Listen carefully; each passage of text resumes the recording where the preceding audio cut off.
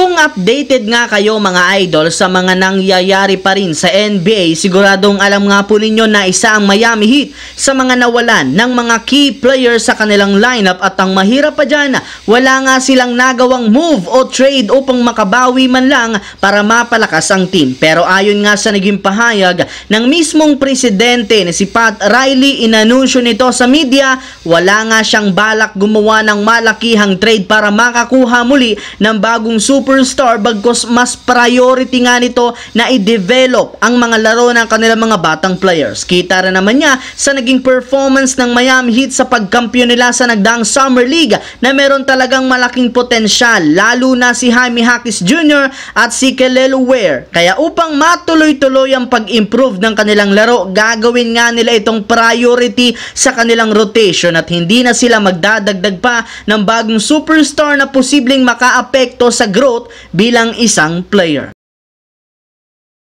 Bago yan, ang video ng ito ay hatid sa inyo ng 1xBet. Suportahan at manalo sa inyong paboritong kupunan sa NBA, PBA, MPBL at ngayong Paris Olympics at iba pang sporting events. Maaaring makakuha up to 12,000 cash bonus sa inyong first deposit gamit ang aking promo code. Pag tama prediction mo, panalo ka. Simple lang, pindutin lamang ang link sa comment section at mag-register gamit ang inyong GCash account para makapag-cash in at cash out. Isang paalala, tumaya ng responsable. Samantala, sa sobrang desidido nga ng Los Angeles Lakers na makagawa ng kanilang unang malaking move o trade, sinimulan nga po ng kanilang team ang pakikipagnegosasyon sa Atlanta Hawks upang makuha si Clint Capela na ipapartner kay Anthony Davis. Sa katunayan, ibinulgar nga po ngayon na tuluyan na nga po nilang in-offer si D'Angelo Russell sa front office ng Atlanta Hawks. Pero as of today, medyo nagdadalawang isip pa rin ang Atlanta sa ganitong klaseng trade since tinanggihan nga nito ang unang package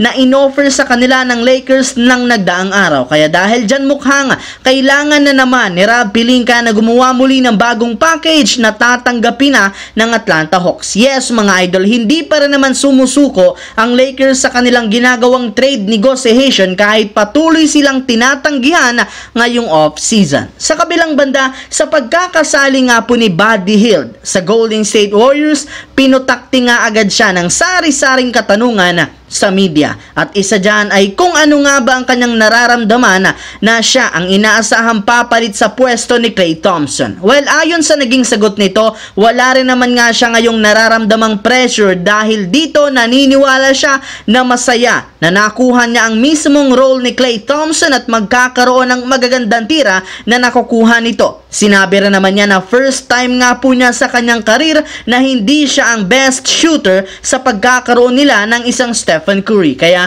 mas desidido nga siya ngayon sa Golden State Warriors na makuha ang kanyang unang kampiyonato. Inaasahan naman niya na may papakita nito ang kanyang tunay na potensyal bilang isang shooter dahil alam nga po niyang gagawa ang Warriors ng magandang game plan para makakuha siya ng magandang tira. Kaya gagawin nga talaga niya ang lahat para lamang mapunan ang ginagawa at nawalang produksyon ni Klay Thompson sa kanilang team ng mga nagdaang taon. So yun lamang mga idol ang ating bagong video na ating pinag-usapan ngayon dito. Once again, this is your J-Zone TV. Huwag kalimutang mag-like, mag-subscribe, pindutin ang notification bell sa akin channel para lagi kayo maging updated sa mga videos na pinapalabas ko. Isang malaking shoutout sa lahat mga idol. Maraming salamat po.